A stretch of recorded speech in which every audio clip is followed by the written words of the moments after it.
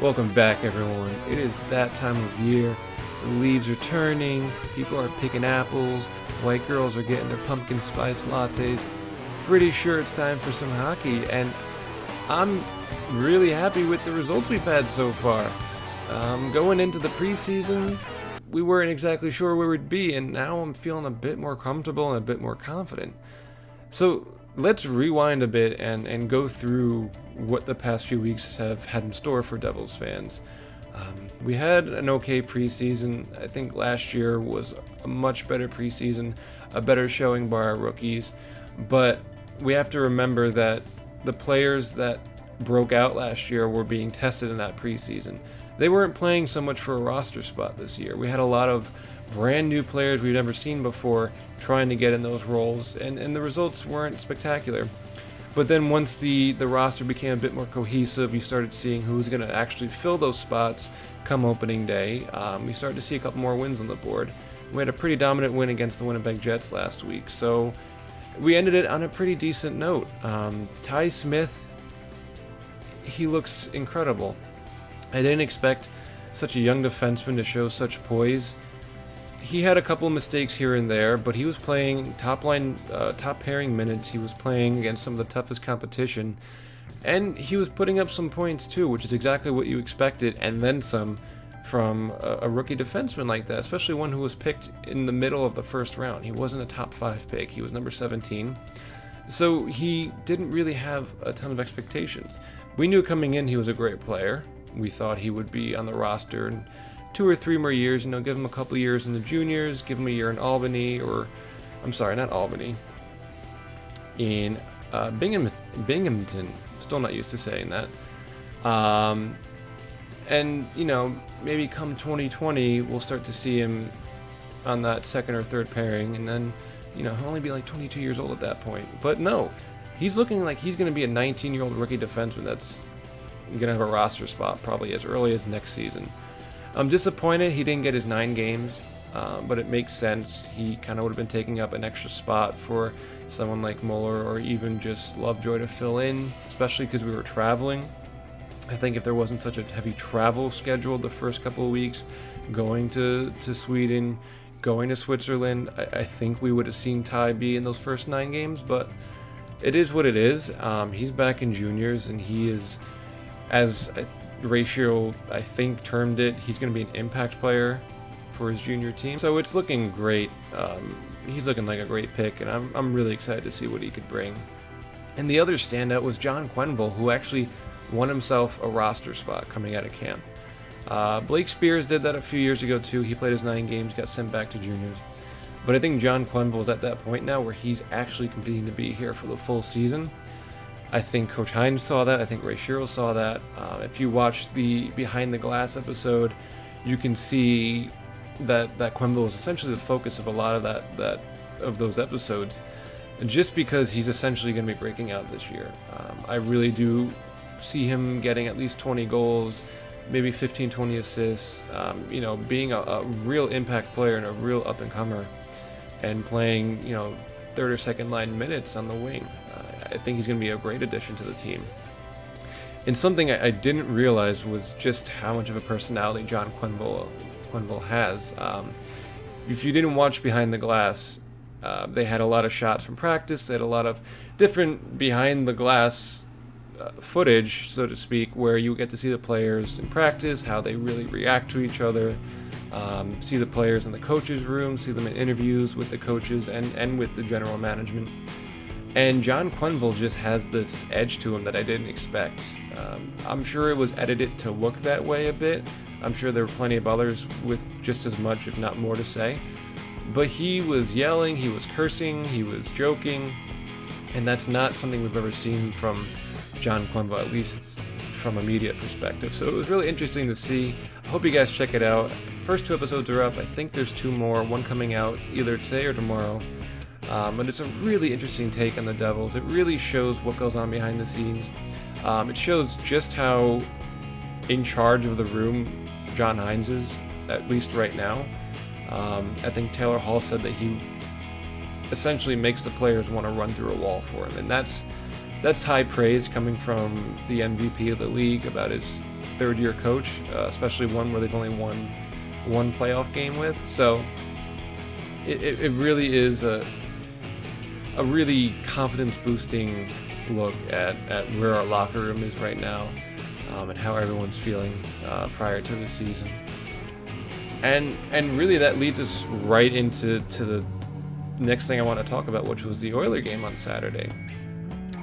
I was nervous. The Oilers had a lot to prove this season. They completely underachieved last season. Cam Talbot had one of his worst seasons. The death scoring was not there at all. It was essentially the Edmonton McDavids, even more so than previous seasons. And so I felt like they were going to come out of the gate and just have something to prove, have a chip on their shoulder, and just want to show the world that they were back to where they were 2 years ago when they went to, I think it was the Western Conference Finals, against the Ducks. So it was one of those games that had you worried. It wasn't like we were opening up against Arizona or opening up against Vancouver. It was the Edmonton Oilers, and whenever a team has Connor McDavid, you're going to be nervous. Thankfully, Palmieri scores within the first minute, kind of puts some of that to ease. Palmieri had an amazing game, 2 goals. I don't think he had any assists, but he is already showing that he is top line potential. He belongs in that top line with Hischier and Hall. And even in the preseason when they were together, I think they scored 3 or 4 times in one game. And even the announcers of the opposing team were saying that we had a set top line, and we had a great top line, and it was just a matter of how our second and third lines kind of panned out that would dictate how the season went. And lo and behold, that's exactly what happened through the rest of the game. Travis Zajac has another 2 goals.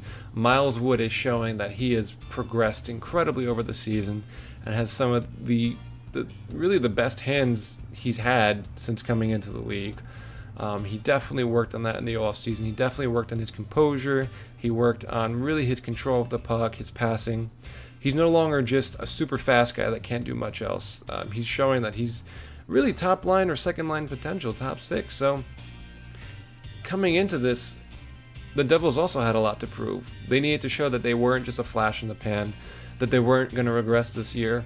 And I think all the players knew that. I think John Hines stressed that. I think he even speaks about it in Behind the Glass, where he specifically says, like, we are expected to be worse than last year. They don't think that everyone thinks that last year is a fluke, so let's prove them wrong.